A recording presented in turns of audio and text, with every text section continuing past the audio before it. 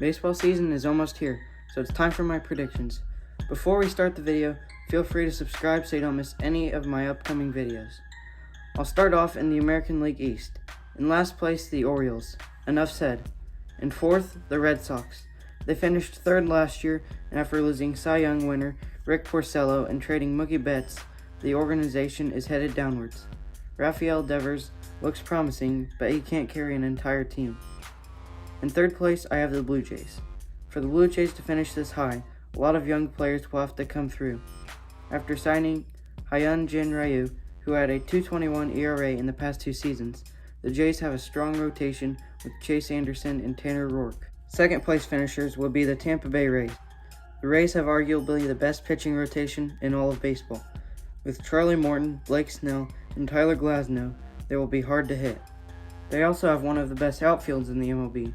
That includes Austin Meadows, Kevin Kiermaier, and Hunter Renfroe. The Rays will easily get 95 wins this season.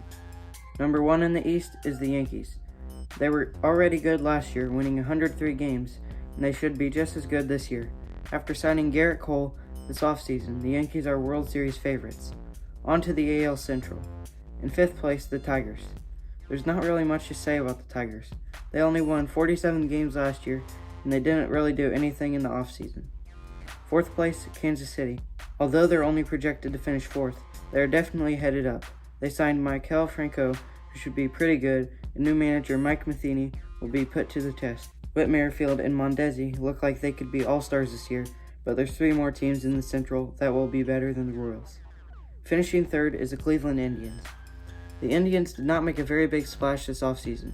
Their pitching rotation is pretty good, but they did lose Trevor Bauer last season, so I think they'll probably finish 3rd this year.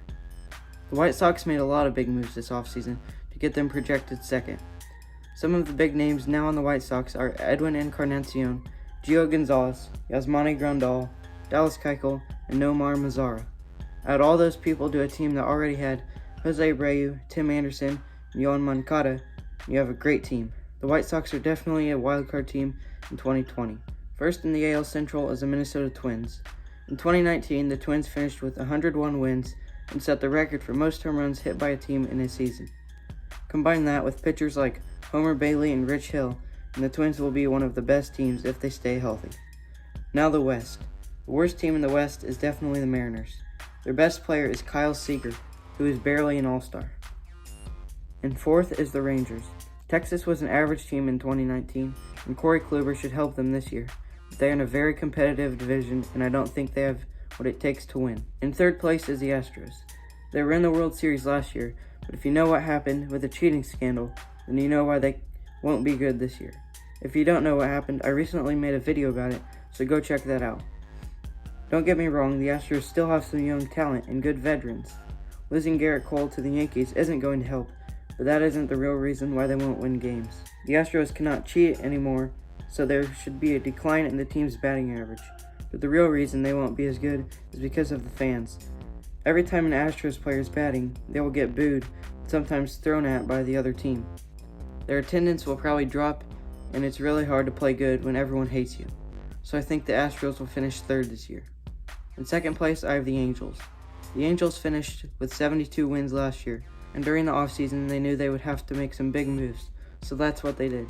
Former Cubs manager Joe Madden was hired to manage the Angels.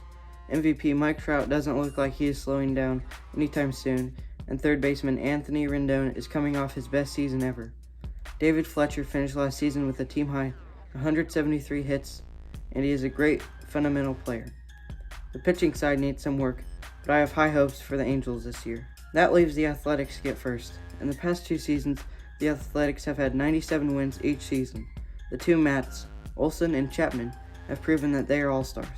Stephen Piscotty and Mark Kosimian have also shown that they can be good. The Athletics' pitching rotation is not where it should be for a first-place team, but they have some guys in the minors that might be good. Moving on to the National League. I'll start in the NL East with the Marlins finishing 5th. The last time that they finished with a winning percentage over 500 was over 10 years ago, back when they were called the Florida Marlins. They had the least attendance in the entire MLB last year, so I don't expect them to be any better this year. Sorry, Jeter. And 4th is the Phillies. Didi Gregorius is going to be good again. Bryce Harper is not. Although he has power, he doesn't have a good batting average. Philadelphia has decent pitching, but they just don't have what it takes to succeed in a division with the reigning World Series champs. Third in the National League East is the Nationals. Although the pitching staff is still great, losing Anthony Rendon is why the Nationals will only finish third. They still have a lot of talent with Juan Soto and Howie Kendrick, so maybe they could surprise everyone again. And second, I have the Mets. Imagine a pitching rotation with Jacob deGrom, Noah Syndergaard, Marcus Stroman, Steven Matz, and Rick Porcello. Well, that's the Mets. If Pete Alonso is half as good as he was last year, the Mets will be in a good spot for 2020. That leaves first place for the Braves. 97 wins last year was second best in the National League. From Ronald Acuna Jr. to Freddie Freeman to Marcell Ozuna, the Braves have 3 to 4 all-star caliber hitters.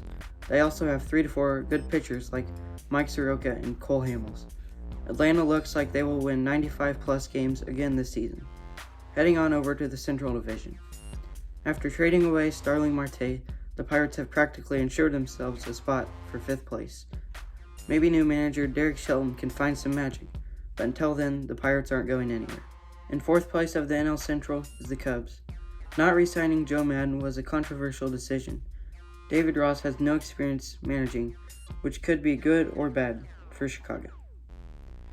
If they wanted to contend this year, they probably should have done something this offseason besides re-sign Chris Bryant for 1 year. 2019 was a disappointing season for the Cubs, and 2020 looks like a repeat. In 3rd place is the Milwaukee Brewers. They were only a wild card team last year due to Christian Yelich battling injuries all year. The Brew Crew definitely should have re-signed some players like Gio Gonzalez and Yasmani Grandal, and it doesn't look like they have very much young talent. So 3rd place looks like a fitting spot for the Milwaukee Brewers. 2nd place goes to the Cincinnati Reds. The Reds definitely have wild card potential this year. Mike Moustakas and Eugenio Suarez have shown off their power. Aristides Aquino could be an all-star if he plays like he did last year. Acquiring Trevor Bauer from the Indians was definitely a great move.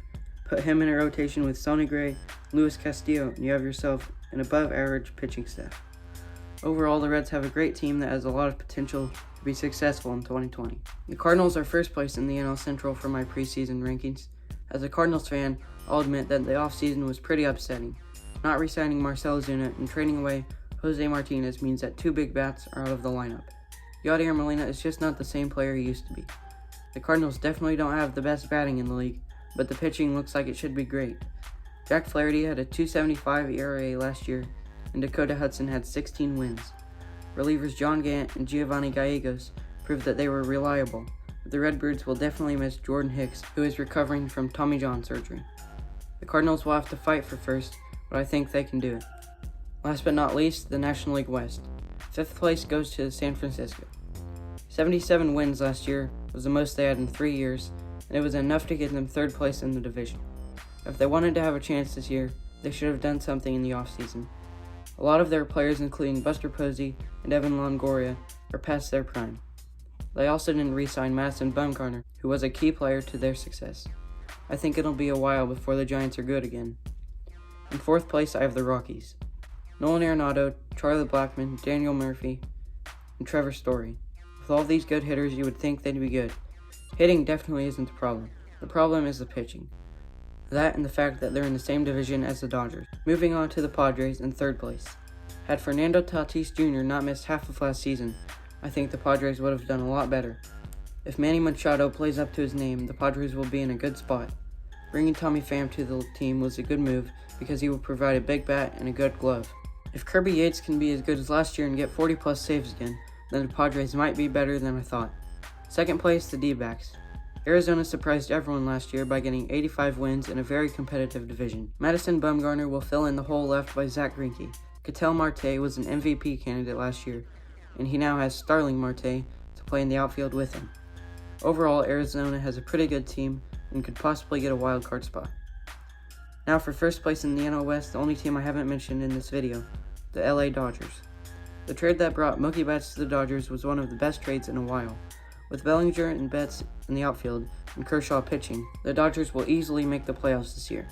Besides the Yankees, they are the favorites to win the World Series, and I think it's very possible. That's going to wrap it up for this video. Make sure to subscribe and comment your 2020 predictions. Thanks for watching.